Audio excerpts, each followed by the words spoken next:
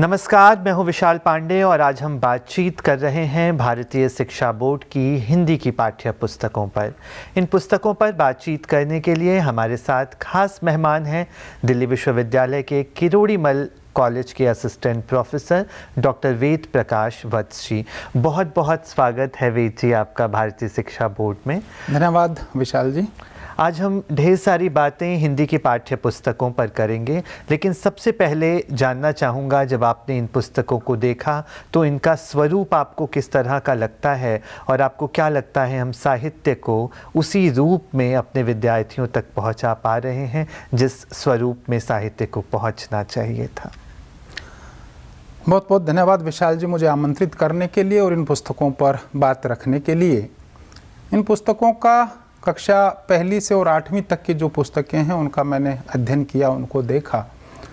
मुझे लगता है ये पुस्तकें उस रूप में महत्वपूर्ण हैं जिस रूप में आज की आवश्यकता है। यानी इस बात को मैं कहना चाहूँ, जब हम आम खाना चाहते हैं तो हमें आम के पौधे लगाने पड़ेंगे। आज इन पुस्तकों की वैसे ही आवश्यकता है। जो बच्चों को चाहिए, जिस रूप में चाहिए, जिस आयु वर्ग के लिए चाहिए, ये पुस्तकें उन सब बातों को ध्यान में रखते हुए तैयार की गई हैं, मुझे ऐसा लगता है। बहुत सारी बातें इन पुस्तकों के अंदर की जानूंगा, लेकिन सबसे पहले मैं इनके मुख्य पृष्ठ से ही शुरू करूंगा। और हमने जो इसका कवर दिया है आगे और पीछे, और अन्य पाठ्य पुस्तकें जब आप देखेंगे तो उनसे आपको बिल्कुल भिन्न दिखाई देगा। क्या खासियत दिखाई देती हैं और इस माध्यम से हम क्या किस तरह से अपनी बात पहुंचाना चाहते हैं भारतीय कला संस्कृति की, वो भी हमारे दर्शकों को अवश्य बताएं। विशाल जी, बहुत महत्वपूर्ण होता है किसी भी पुस्तक का आरंभ। और कवर पेज की जहाँ तक आप बात करते हैं या हम उसको देखते हैं तो एक सौंदर्य शास्त्र बोध भी उसके साथ जुड़ता है।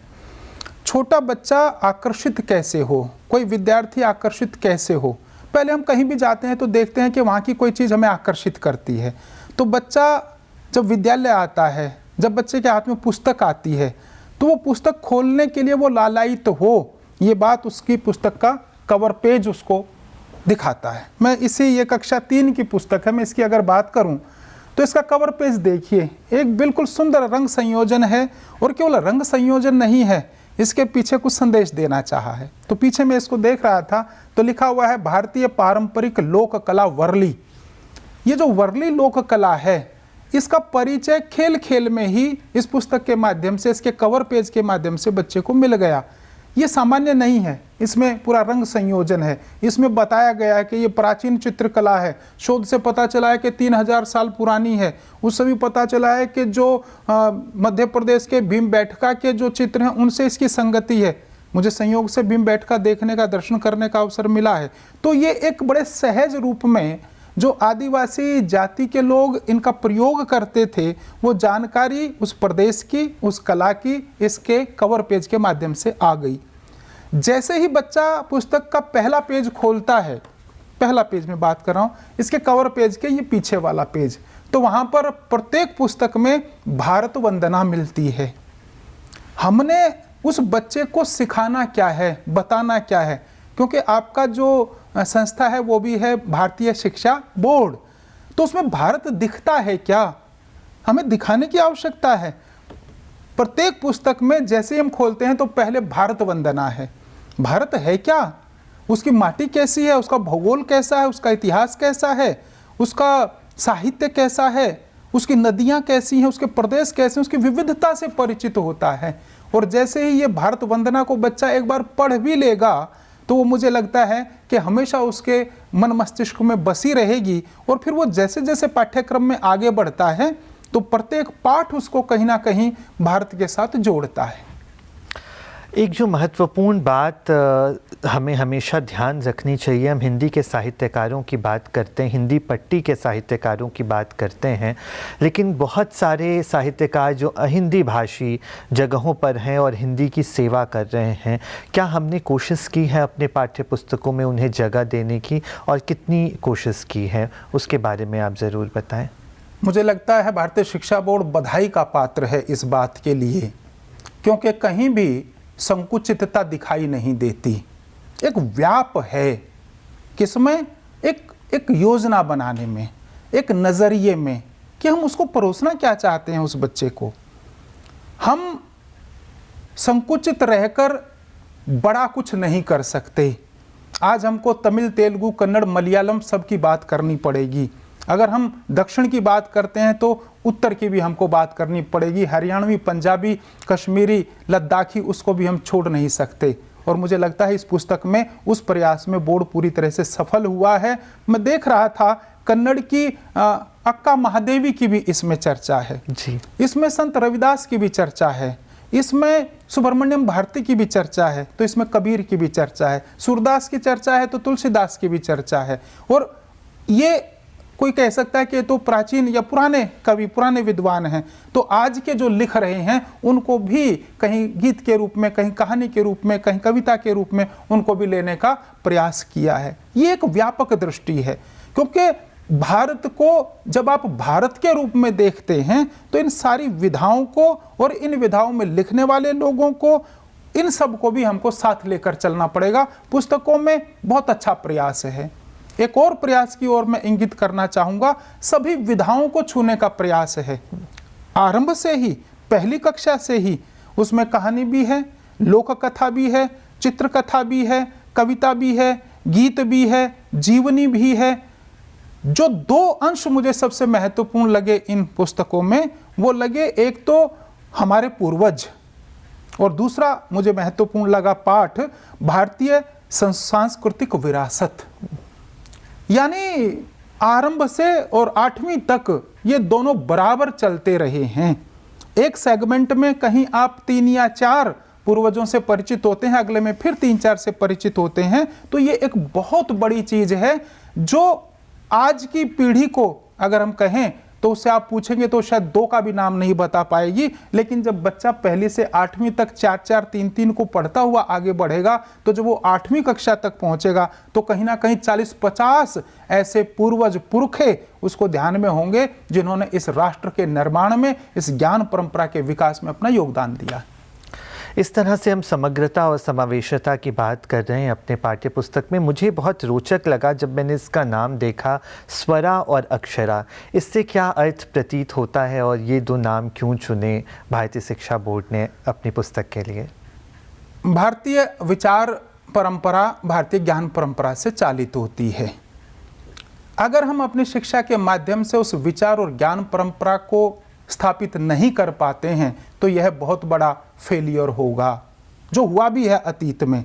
ये पुस्तकें उस फेलियर को कवर करती हुई एक नई दिशा की तरफ बढ़ रही हैं, क्योंकि इनका नाम संकेत करता है अक्षरा और स्वरा मां सरस्वती के नाम से जुड़े हुए हैं। जब बच्चे के हाथ में यह पुस्तक होगी तो मां सरस्वती का ध्यान हमेशा उसके दिमाग में बना रहेगा। दूसरा, अक्षर ज्ञान ही तो वो कर रहा है सबसे पहले आते ही, आरंभिक कक्षाओं में वो अक्षर ज्ञान ही तो करता है, तो वो भी एक डिपिक्शन है इस नाम के माध्यम से। और स्वरा, ये फिर वो स्वर की तरफ भी लेकर जाता है। मां सरस्वती के नाम के अतिरिक्त उसको स्वर के साथ जोड़ता है कि भारत में गीत संगीत की क्या परंपरा रही है। मैं देख रहा था बहुत अच्छा कंसेप्ट 4th या 5वीं कक्षा से आगे बढ़ता है, जिसमें पूरा एक पाठ है वो नाटक को समर्पित है, एक पाठ है वो नृत्य को समर्पित है, एक पाठ है वो पूरा कहीं और इसी प्रकार की विधा से संबंधित है। तो बच्चा जुड़ता चला जाता है। तो ये इस रूप में ये नाम बहुत महत्वपूर्ण है और इसी प्रकार के नाम मुझे लगता है होने ही चाहिए पुस्तकों के। इन नामों को मैं देख रहा था और जब मैंने इसके पाठ्य पुस्तकों में आगे मैं बढ़ा और पाठ को देखने लगा, एक सेक्शन मुझे वेद जी दिखाई दिया बहुभाषिकता का। मैंने देखा अन्य भाषाओं के शब्दों को भी आपने सिखाने का प्रयास किया भारतीय शिक्षा बोर्ड ने। क्या लक्ष्य था ऐसा करने का? और ये बिल्कुल एक नवाचार है जो मुझे समझ में आता है। बहुभाषिकता आज भारत की आवश्यकता है। एक तो इस बात के लिए कि हम भारत को कहते हैं कि विविधता का देश है, हम संकुचित हो नहीं सकते। अगर हम संकुचित होंगे तो फिर कहीं ना कहीं किसी न किसी मुद्दे पर हमारे मतभेद रहेंगे। आज कई बार हम भाषा का विवाद सुनते हैं, कहीं लगता है कि मराठी बोलनी आवश्यक है, कहीं लोग कहते हैं नहीं तमिल तेलुगु में बात कीजिए, नहीं हम हिंदी नहीं बात करेंगे। ये पुस्तकें तो प्रत्येक विद्यार्थी को, मैं देख रहा था कई पुस्तकों में शुरू से ही लिखा हुआ है, कोई एक शब्द है, जैसे मान लीजिए नृत्य शब्द है जी, तो उसको बंगला में क्या कहते हैं, उसको तमिल में क्या कहते हैं, ये सब पुरानी व्यवस्थाओं में नहीं होता था। और बहुभाषिकता आज उस बालक को जब वो रोजगार के लिए जाता है तभी भी उसकी आवश्यकता है।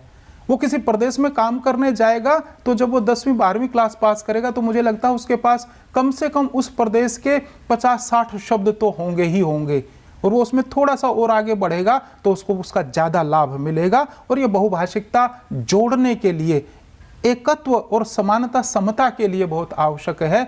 ये बहुत अच्छा, और मैं कहता हूँ इस पुस्तक की ये बहुत बड़ी खूबसूरती है कि बहुभाषिकता को इस रूप में इस पुस्तक में स्थान दिया गया है। जी, ऐसा लगता है हम पूरे जो संपूर्ण भारत है, समावेशिता की जो हम बात करते हैं, समग्रता की जो बात करते हैं और अंतिम जन की बात भी करते हैं, वहाँ तक बहुभाषिकता के माध्यम से, इन पाठ्य पुस्तकों के माध्यम से हम पहुँचेंगे। लेकिन चुनौतियाँ तो हैं वेद जी। 21वीं सदी जो है वो युवाओं के लिए एक चुनौतीपूर्ण समय है। 2025 में हम इन विद्यार्थियों को पढ़ा रहे हैं, क्या क्या चुनौतियां आ रही हैं इन पाठ्यक्रमों को बच्चों को बताते हुए, आगे का समय किस तरह से देखते हैं? मुझे लगता है चुनौतियां प्रत्येक देशकाल वातावरण में रहती हैं। राष्ट्रीय शिक्षा नीति जो अभी 2020 की हम लोग बात करते हैं, वो उन चुनौतियों से पार पाने के लिए ही है। यानी शिक्षा नीति जब जब भी आती है वो आवश्यकताओं के अनुरूप ही आती है। वो विडंबना रही कि लंबे समय तक शिक्षा नीति आई ही नहीं। अब जो शिक्षा नीति 2020 आई उसमें परिविधान किए गए हैं, उसमें स्पष्टता से बताया गया है कि शिक्षा है क्या। तो ये बताया वहाँ पर कि शिक्षा मानव की क्षमताओं का पूर्ण विकास है।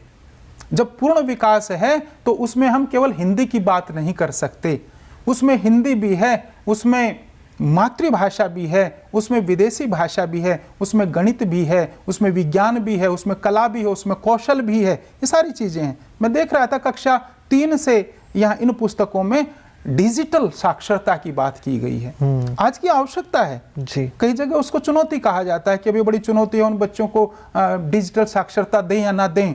हमको देना पड़ेगा, लेकिन उसकी मर्यादाएं तय करनी पड़ेंगी, उसके पैरामीटर्स देखने पड़ेंगे। आज एआई की भी बात होती है। एआई, राष्ट्रीय शिक्षा नीति एआई का विरोध नहीं कर रही है। उसने कहा है वहां पर कि आर्टिफिशियल इंटेलिजेंस का दौर आ रहा है। हमें क्या करना है?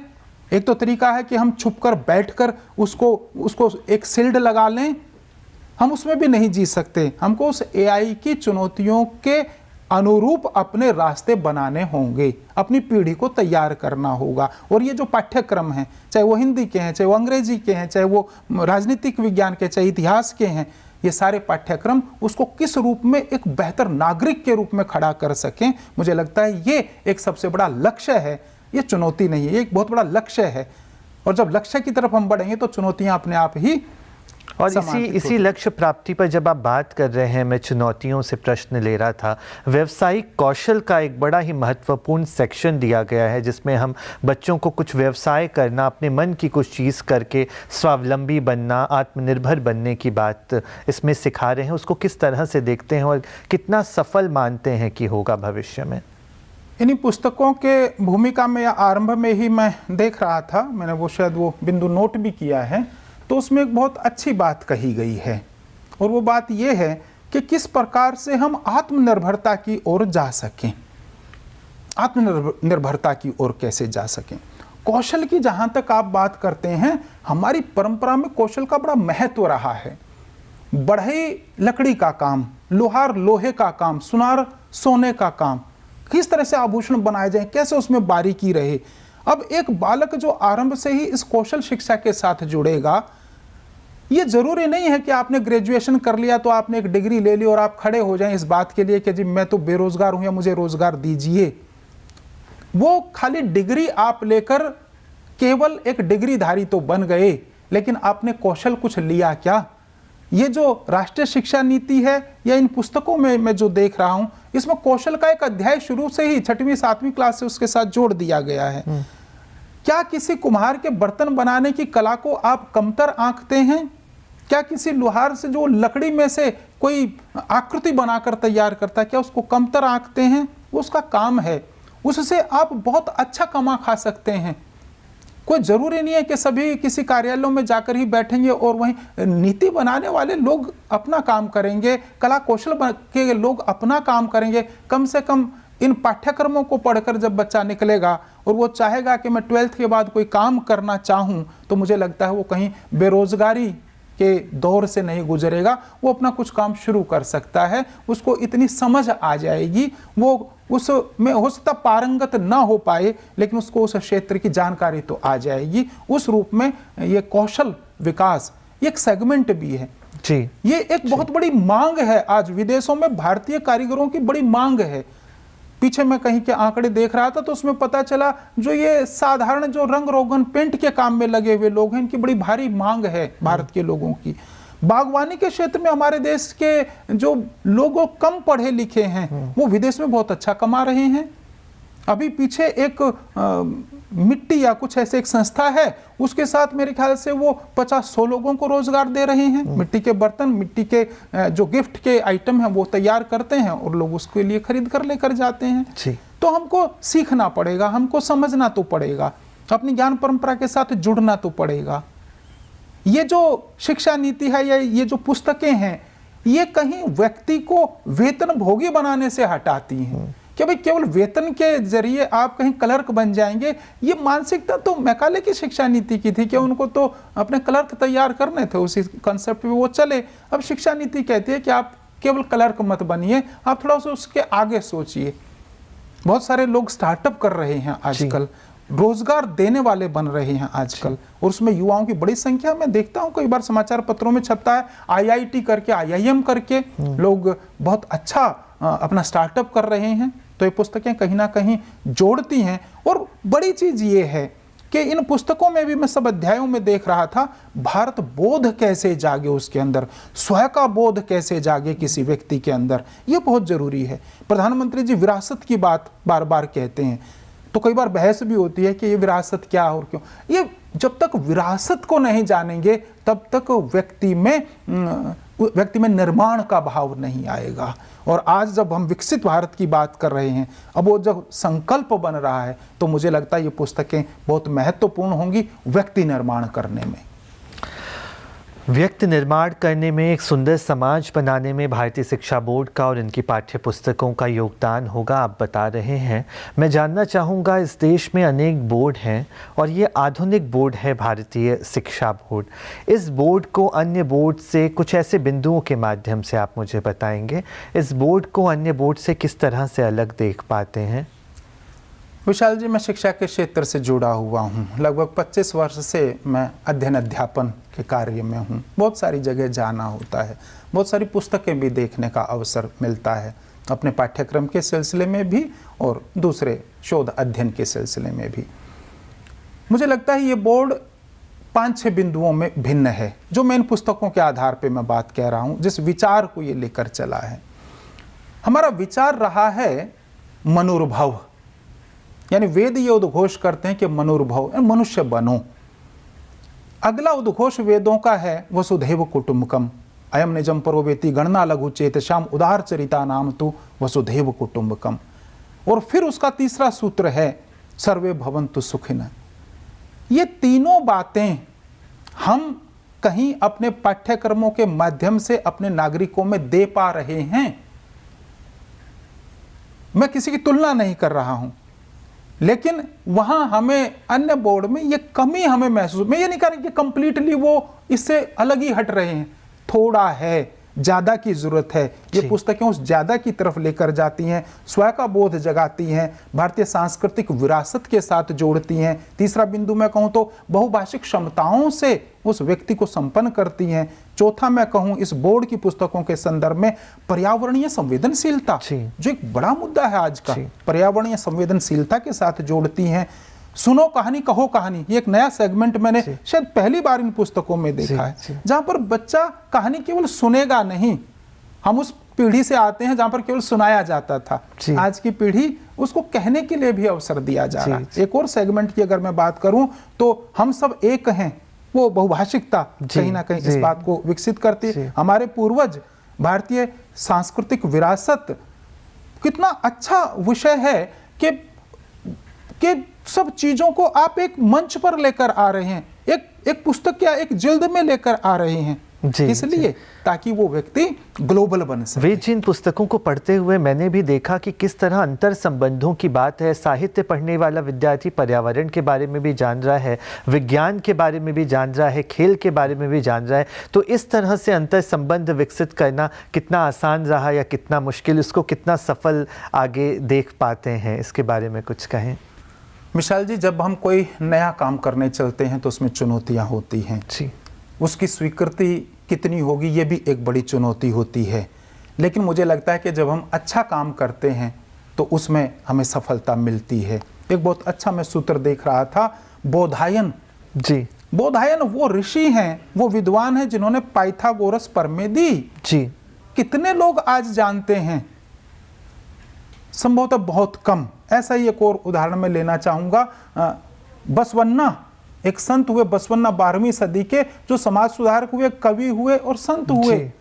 आज किसी से बसवन्ना की बात कर लीजिए, मेरे ख्याल से मैंने भी ये नाम पहली बार इन पुस्तकों में पढ़ा है, क्योंकि हमने कभी पढ़ा नहीं तो हम उसकी जानकारी कहाँ से रखेंगे। तो इस प्रकार से मुझे लगता है चुनौतियों से कैसे पार पा सकें, जो राष्ट्रीय शिक्षा नीति की भी एक संकल्पना है, उसका उद्देश्य है। ये पुस्तकें उन उद्देश्यों को लेकर चली हैं, विकसित भारत की संकल्पना को लेकर चली हैं। वर्तमान में जो चुनौतियां हैं, प्रकृति पर्यावरण का विषय है, जल संरक्षण का विषय है, हमारी संस्कृति को जानने का विषय है। हम संस्कृति से हट रहे हैं। क्यों? क्योंकि हमारे युवाओं को तो डॉक्टर बनना है, इंजीनियर बनना है, वकील बनना है, ये सब तो है, लेकिन अच्छे इंसान कैसे बनना है, अच्छे नागरिक कैसे बनना है, मुझे लगता है इस तरफ ये बहुत बड़ा प्रयास है। और बधाई के पात्र है भारत सरकार, शिक्षा मंत्री रहे डॉक्टर रमेश पोखरियाल निशंक जी, जिन्होंने एक ऐसी शिक्षा नीति दी जो व्यक्ति को लोकल से ग्लोबल की यात्रा करवाएगी। ऐसा मुझे लगता है, ऐसा मेरा भरोसा है। और इसकी बेहद सुंदर बात मुझे इस शिक्षा बोर्ड की ये भी लगती है कि अहिंदी भाषी क्षेत्र के जो रचनाकार हैं, आदिवासी जनजाति के जो रचनाकार हैं, जो महापुरुष हुए, उनको भी इन पाठ्य पुस्तकों में जोड़ा गया। और जैसे आपने बसवन्ना का नाम लिया, ऐसे अन्य रचनाकार, कवि, कलाकारों को हम जान पाए शिक्षा बोर्ड के माध्यम से। मैं बहुत बहुत धन्यवाद ज्ञापित करता हूँ डॉक्टर वेद प्रकाश वत्सी हमसे बातचीत करने के लिए। बहुत बहुत धन्यवाद विशाल जी। मैं भारतीय शिक्षा बोर्ड का भी आभार व्यक्त करता हूं कि उन्होंने मुझे इन पुस्तकों पर बात रखने के लिए आमंत्रित किया। बहुत बहुत धन्यवाद, बहुत बहुत बधाई शिक्षा बोर्ड को। आज हम बातचीत कर रहे थे भारतीय शिक्षा बोर्ड की हिंदी की पाठ्य पुस्तकों पर, और हमसे बातचीत करने के लिए मौजूद थे डॉक्टर वेद प्रकाश वत्स जी, जिन्होंने बताया कि हम समग्रता में बहुभाषिकता के साथ किस तरह से पूरे भारत को जोड़ने का प्रयास कर रहे हैं इन पाठ्य पुस्तकों में। नमस्कार।